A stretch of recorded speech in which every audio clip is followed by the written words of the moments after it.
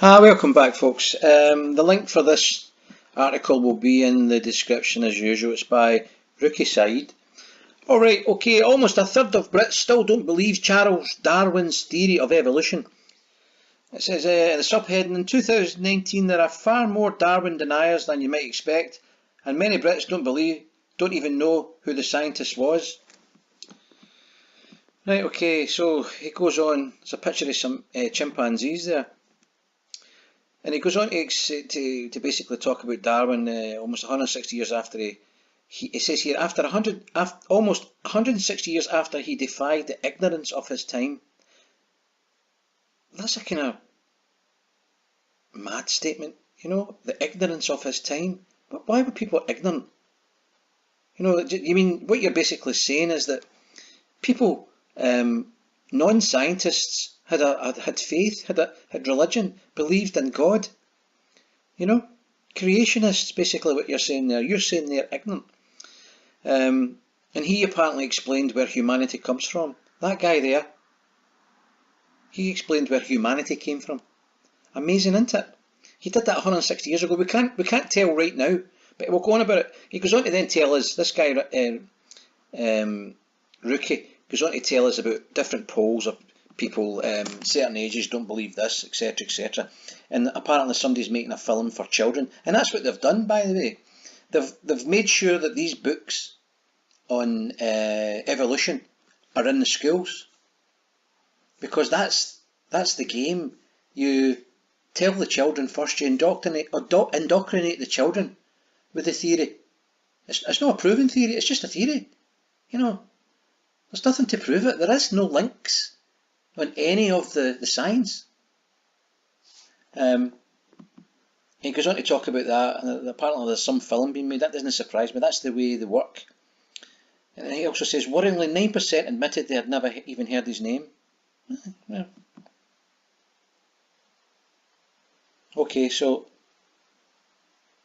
somebody says, I wanted to create a retelling of this hugely important book that I would have loved to read as a child, but that I could still appreciate today as an adult.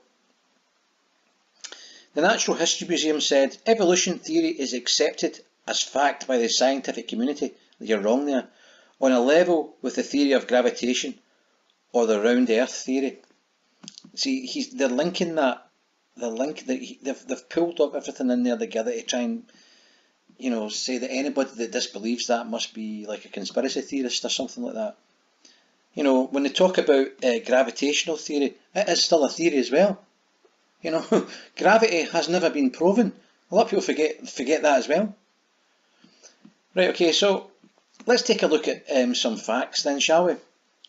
So Darwin basically said that it was natural selection. You know, what happens was there would be some sort of difference between the child. Say, I'm just talking about in a sort of binary level. The child would have some sort of difference or mutation from the parent, and this mutation would be in itself advantageous. You know, so it grew legs. That would be advantageous because it could now walk, or crawl, or whatever. So its children would then inherit that mutation because it was a sort of positive mutation. You know, if it grew two heads, it was. He says, no, then that wouldn't be worth it. Well, it would be worth it, wouldn't it, when you think about it, because you could look behind you. But there's no many animals with two heads, is there? But anyway, let's move on. So let's see what he actually says.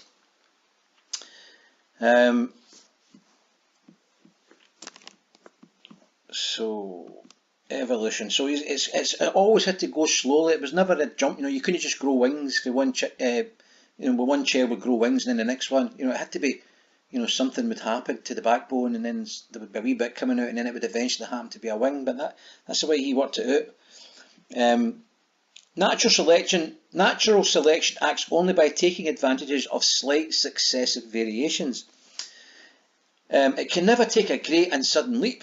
That's right, that's what he said. But must advance by short and sure through slow steps. Thus, Darwin conceded If it could be demonstrated that any complex organ existed which could not possibly have been formed by numerous successive slight modifications, then his theory would break down.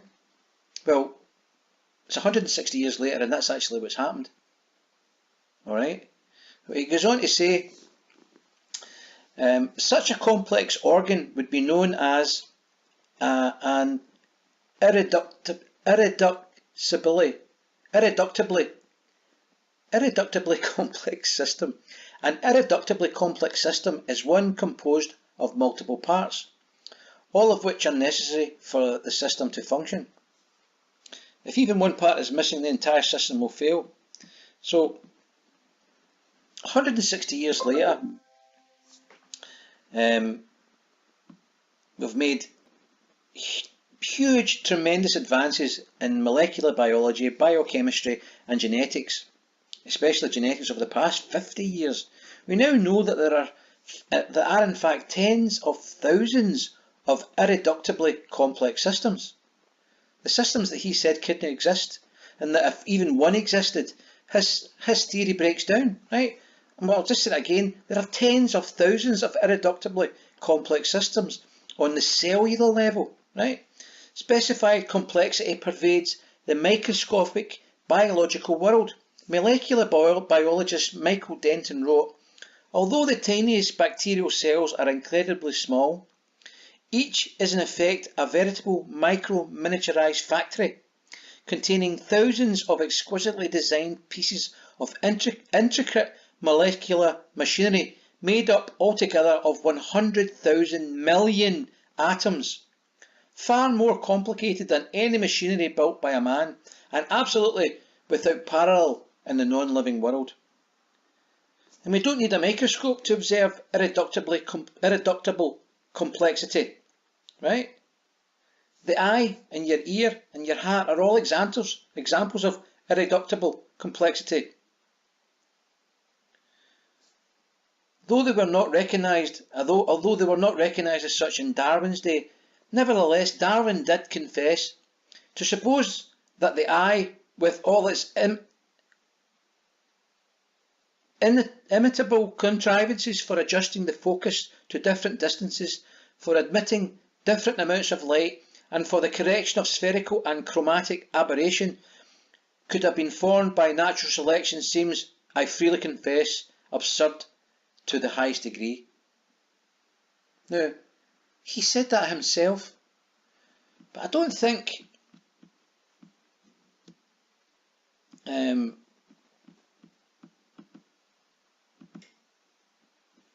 this reporter has looked into it.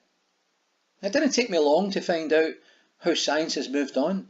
In fact, you know, from what I've read, a lot of scientists don't believe it any longer, but they don't want to say anything because of this politically correct thing. So you might think it's bad to in our kind of normal kind of lives to have this politically correct stuff, you know, that people are inventing, you know, either the left or this group or that group or of moaners are creating all this nonsense, and you can't say anything which you can't say something which might be relevant, which might be important because of some perceived notion that these groups have got.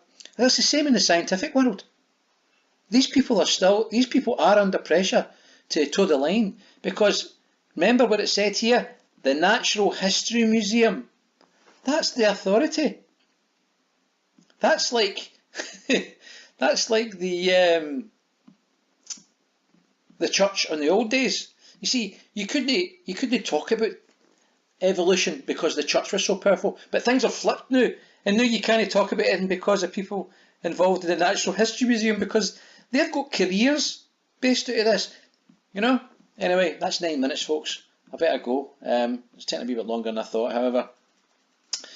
Let's hear your comments with regard to this. This could be something that we could talk about again, because there is no proof, there are no links from the ocean, from all the stages of evolution, from the amoebas to the jellyfish to the fish to the lizards to the birds. There are no links between any of these species jumps. Nothing.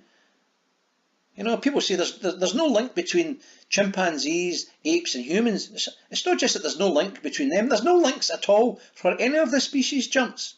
So it's just a pure theory and it's fallen apart.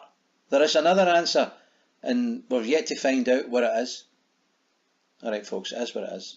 Peace out.